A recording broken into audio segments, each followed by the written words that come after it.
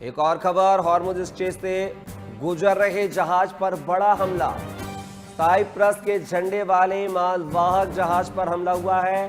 Hormuz strait से गुजर रहे जहाज पर बड़ा हमला। साइप्रस के झंडे वाले मालवाहक जहाज पर यह हमला किया गया है। तो हॉर्मुज स्ट्रेट पर साइप्रस के झंडे वाले मालवाहक जहाज पर हमला हुआ है। हॉर्मुज स्ट्रेट से गुजर रहे जहाज पर यह बड़ा हमला है। तो आप देख सकते हैं मिडिल ईस्ट में एक बार फिर से जो है हालात तनावपूर्ण हो गए हैं। कल ही अमेरिका ने कहा था कि सीज फायर टूट चुका है।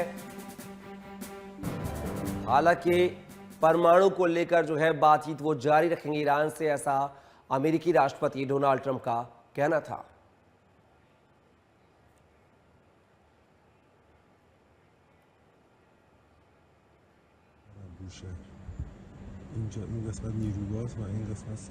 और इसी खबर पर हमारे साथ जुड़ रहे खास मेहमान प्रोफेसर मनोज कुमार जी, जो कि विदेश मामलों के जानकार हैं। मनोज जी, बहुत बहुत स्वागत है आपका MH1 न्यूज में। मनोज जी, जिस तरीके से हम देख रहे हैं कि मिडिल ईस्ट में हालात फिर से तनावपूर्ण हो रहे हैं, जो सीज फायर था वो भी टूट गया, ऐसा अमेरिकी राष्ट्रपति डोनाल्ड ट्रंप का कहना है। तीसरे दौर की जो है युद्ध की आहट जो है फिर से सुनाई दे रही है। अमेरिका ने ईरान के कई शहरों पर एक के बाद एक हमले किए हैं। आखिर क्या कुछ वजह माने, आखिर अमेरिका चाह क्या रहा है और ईरान क्या चाह रहा है?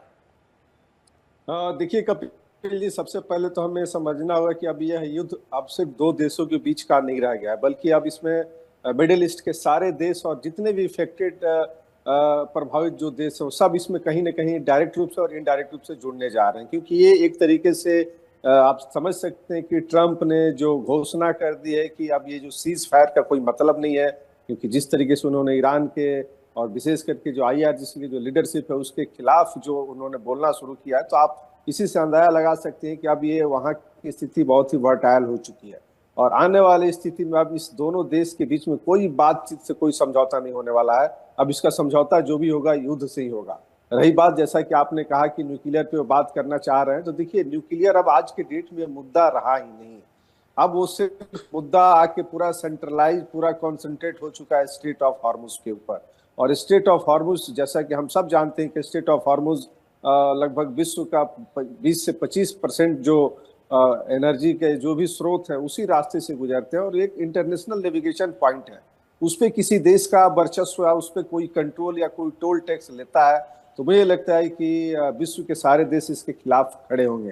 क्योंकि आज ये ईरान कर रहा है, कल को कोई दूसरा करेगा, परसों को कोई दूसरा करेगा। तो मुझे लगता है कि अमेरिका इस मुद्दे को, पहले ये मुद्दा सिर्फ अमेरिका और ईरान के लिए अपनी लड़ाई लड़ना चाह रहा था, जिसमें वो रिजीम की लड़ाई थी, रिजीम चेंज करने की लड़ाई थी, न्यूक्लियर को रोकने की लड़ाई थी, वहां पे जिस तरीके से जो रेडिकलाइजेशन था उसको समाप्त करने की थी। इजराइल के अपने ऑब्जेक्टिव थे, और इजराइल अभी भी उसके ऑब्जेक्टिव पूरे होते हुए नहीं दिख रहे हैं। और शायद इसीलिए आप देख सकते हैं कि जो 14 जो सूत्र पे जो शांति वार्ता का जो विराम इन लोगों ने लगाया था, उससे इजराइल बिल्कुल नाखुश था। और उसने बोल रखा था कि हम अपनी सुरक्षा के लिए कुछ भी करेंगे, हम कहीं से झुकने वाले नहीं हैं।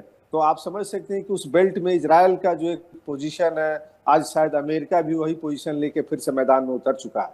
और जैसा कि हम लोग पिछले वीक में जो डिस्कशन किया कि जिस तरीके से ट्रंप के ऊपर दबाव बनते जा रहा है, घरेलू स्तर पर घिरते जा रहे हैं, अब मुझे लगता है कि इन सब सारी चीजों को छोड़ के अमेरिका बहुत आगे निकल चुका है। क्योंकि जिस तरीके से अली खमेनी के जनाजे को शहादत होने के बाद जिस तरीके से वहाँ के जो लीडर, जो सुप्रीमो लीडर है, जो उनका स्टेटमेंट आया है, और ट्रंप को एक तरीके से जान के बदले जान लेने की जो बात की गई है, कहीं ना कहीं अमेरिका इसको एक बड़े ही चुनौती के रूप में स्वीकार कर रहा है। और जैसा कि ईरान ने जो कमर्शियल जो शिप थे उसको डिस्ट्रॉय किया, जिस पे अटैक किया, तो उसके बाद से ये सारी चीजें एक तरीके से अलग हुई है। तो जो सबसे इम्पोर्टेंट कारण है कि अब इन दोनों देशों के बीच में कोई ट्रस्ट नहीं है, और ये युद्ध लंबा चलेगा। और अब इसका समापन और यहाँ जो शांति विराम होगी वो युद्ध के द्वारा ही होगा। क्योंकि जो स्थिति वहां पे बनते हुए दिख रही है वो कहीं से भी शांति के पक्ष में जाते हुए नहीं दिख रहा है। और आप समझ सकते हैं कि मिडिल ईस्ट के जितने देश हैं जहाँ पे भी आर्मी बेस हैं अमेरिका के, वो ईरान के बिल्कुल रडार पे हैं। लेकिन अमेरिका अब इस चीज को बिल्कुल भली भांति समझ चुका है कि हमें क्या करना है। क्योंकि जिस तरीके से ईरान ने इस क्राइसिस को और इस शांति वार्ता को विक्ट्री के रूप में प्रस्तुत किया, उससे कहीं ना कहीं अमेरिका वैश्विक जो उसके की जो हेजेमनी थी वो बहुत ही डिटोरिएट होते हुए दिखे। और शायद इसीलिए आप समझ सकते हैं कि अब बिल्कुल अमेरिका स्टेट ऑफ हॉर्मुज को आधार बना के ही ईरान के ऊपर अटैक कर रहा है। और देखिए, पहले अटैक में और अभी के अटैक में बहुत अंतर है। पहले अमेरिका ने जो भी अटैक किए वो ईरान के ऊपर कहीं पे भी जाके उसको डिस्ट्रॉय किया, लेकिन जिस तरीके से 7 और 8 जुलाई को जो लगभग 80 ठिकानों पे और उसके बाद 90 ठिकानों पे जो अटैक हुआ है, वो ईरान के बहुत ही स्ट्रेटेजिक पॉइंट ऑफ व्यू से अटैक किया गया है। जो जो उसके स्ट्रेटेजिक लोकेशन है, जहां से उसकी अर्थव्यवस्था, जहां से उसके संसाधन, जहां से उसके जो एनर्जी के सोर्सेज जो मिल रहे थे, उसके ऊपर अटैक किया है। तो आप समझ सकते हैं कि अब ये लड़ाई बिल्कुल दूसरे रूप में जा चुकी है। और अब देखना है कि ईरान इस पे क्या रिटेलिएट करता है। हालांकि ईरान स्टेटमेंट दे रहा है, लेकिन हम समझ सकते हैं कि ईरान और अमेरिका के जब आप मिलिट्री रूप से तुलना करेंगे तो अमेरिका के सामने ईरान कहीं नहीं टिकता है। और इस युद्ध में जिस तरीके से इजरायल ने अपने 1500 लड़ाकू विमान को जिस तरीके से बिल्कुल ईरान के पॉइंट टू पॉइंट टारगेट करके रखा है, तो मुझे लगता है कि अब आने वाली स्थिति बहुत ही एक तरीके से आप समझ सकते हैं डिफिकल्ट पोजीशन में जा चुका है। और अब इसका समाधान वहां पे शांति वार्ता युद्ध के माध्यम से ही होगा। बातचीत अब इसमें कोई कुछ नहीं कर सकता। जैसा कि हम सब जानते हैं कि जो मीडिएट करने वाले देश से, चाहे पाकिस्तान हो या टर्की हो, तो आप देख सकते हैं कि उन दोनों की पोजीशन क्या है। उन दोनों के अपने अपने वेस्टेज इंटरेस्ट थे और शायद इसीलिए ये लोग अभी तक इस चीज को शांति वार्ता में बदल नहीं पाया। और ये तुरंत आप समझ सकते हैं कि 17 जून को साइन हुए एमओयू और मात्र मतलब 20 दिन भी नहीं हुए उसके पहले ही इस तरीके का क्राइसिस शुरू हो चुका है। तो इसमें इन लोगों के ऊपर भी क्वेश्चन मार्क खड़ा हो रहा है कि जो मीडिएट करने वाले देश हैं उनका क्या ऑब्जेक्टिव है, वो क्या चाहते हैं। तो मैं तो ये देख रहा हूं कि अब ये स्थिति यहाँ पे बहुत ही वर्टाइल हो चुकी है। जी कपिल जी। मनोज जी, जिस तरीके से ईरान पर अमेरिका तो हमला कर रहा है, अभी आईआरजीसी का दावा आया, वो कह रहा है कि वो भी जो है अमेरिका पर अटैक करेगा, यानी कहीं न कहीं जवाब दिया जाएगा। और जिस तरीके से आपने मुजतबा खामेनी के बयान का जिक्र किया, वो कह रहे हैं कि अपने पिता की मौत का, हत्या का वो बदला लेंगे। लेकिन डोनाल्ड ट्रंप साहब तो कह रहे हैं कि 1000 मिसाइलें तैयार हैं ईरान की तरफ, जरूरत पड़ी तो और मिसाइलें तैयार कर देंगे, इजाज़ नहीं है मता कि हम तैयार हैं। वो कह रहे हैं अगर उन्होंने मेरे ऊपर हमला किया है, मेरी जान लेने की कोशिश की। तो क्या लगता है, जिस तरीके से शांति का दौर चला, 14 पॉइंट्स का एमओयू पे हस्ताक्षर भी हुए, उसके बाद भी हालात तनावपूर्ण बने हुए हैं। अब जिस तरीके से ईरान मुजतबा खामेनी चेतावनी दे रहे हैं पिता की हत्या को लेकर, जिस तरीके से आईआरजीसी दावा कर रहा है कि वो अमेरिका पर हमला करेगा, तो क्या माना जाए आगे आने वाले दिन जो है मिडिल ईस्ट में और तनावपूर्ण होने वाले हैं? बिल्कुल बिल्कुल कपिल जी, देखिए अभी मुस्तफा खamenei का जो स्टेटमेंट है, जैसा कि हम सब जानते हैं, और ईरान का अपना इतिहास रहा है, और जिस तरीके से उनके बॉडी को इराक में घुमाया गया, पूरे ईरान के सारे जो भी इम्पोर्टेंट जो शहर थे, तो बिल्कुल अपने एक हिस्टोरिकल लिगेसी को उन लोगों ने उस खamenei के जनाजे के साथ जिस तरीके से जो पब्लिक सपोर्ट वो दिखा, उससे कहीं न कहीं आईआरजीसी बहुत ही ज्यादा चार्ज अप हो चुका है। और उसे ऐसा लग रहा है कि हमें इस इश्यूज पे बहुत ज्यादा सपोर्ट मिल रहा है। और ये अमेरिका इस चीज को भली बात ही देख रहा है, और उसे पता है कि अगर हम युद्ध के द्वारा अगर इसे समाप्त नहीं करते, तो आने वाले समय में जिस तरीके का आईआरजीसी का जो रेडिकलाइजेशन है और बढ़ते जाएगा। और इतना ही नहीं, वो मिडिल ईस्ट में भी जो चाहता था कि एक हम उस बेल्ट में अपने आप को एक हेजेमनी के रूप में प्रस्तुत करें, वो कहीं ना कहीं एक तरीके से स्थापित होते हुए जा रहा था। और आप समझ सकते हैं कि जिस तरीके से चाइना रसिया का जो सपोर्ट सिस्टम उसको मिल रहा था, और शायद इसीलिए अमेरिका ने, आप समझिए कि जो ईरान और चाइना को जोड़ने वाली जो 1500 किलोमीटर की जो रेल जो सिस्टम था, उसको भी डिस्ट्रॉय किया है। तो आप इसी से अंदाजा लगा सकते हैं कि अमेरिका अब उसके हर उस स्ट्रेटेजिक पॉइंट को कमजोर कर रहा है, उसको तोड़ रहा है, जहां से उसको हर तरह का सपोर्ट मिल रहा है। तो मुझे लगता है कि आने वाले समय में जिस तरीके की स्थिति बनती जा रही है, और जिस तरीके से अभी मुस्तफा खamenei ने अपने पिता और के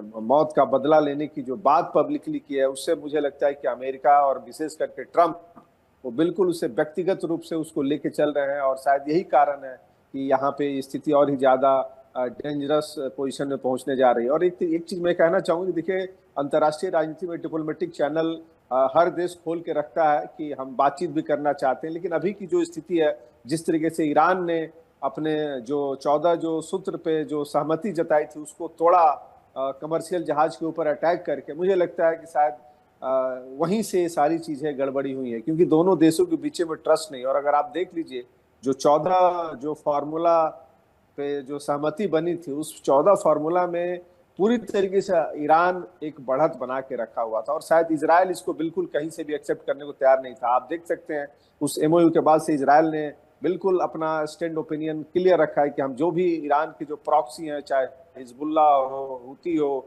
या हमास हो, उसके साथ हम कोई भी समझौता करने वाले नहीं है।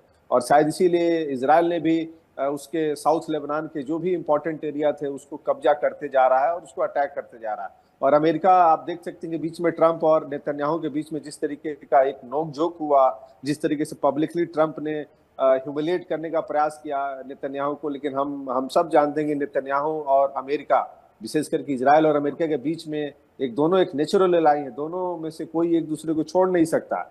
और उसके बाद आप समझ सकते हैं कि अक्टूबर में वहां पे चुनाव होने वाले हैं इजराइल में, और उस चुनाव में जिस तरीके का इंटरनल जो वहां पर कन्फिगरेशन बन रहा है, उसमें नेतन्याहू अगर समझौता के साथ ईरान के या अमेरिका के पक्ष में जाते हैं तो उनकी हार निश्चित है। और शायद इसीलिए नेतन्याहू की एक राजनीतिक कंपल्शन भी है और वहां का जो विशेष करके जो डोमेस्टिक जो प्रेशर है, उसके चलते वो बिल्कुल जो साउथ लेबनान पे जो उन्होंने जिस तरीके से स्ट्रेटेजिक पॉइंट पे अपना एक तरीके से जो वर्चस्व बना रखा है, और विशेष करके जो उनका ऑब्जेक्टिव था वो अगर ईरान के साथ इस युद्ध में पूरा नहीं होता है तब तक वो युद्ध जारी रहेगा, क्योंकि आप समझ सकते हैं कि इजराइल की सर्वाइवल की लड़ाई है, एग्जिस्टेंस की लड़ाई है।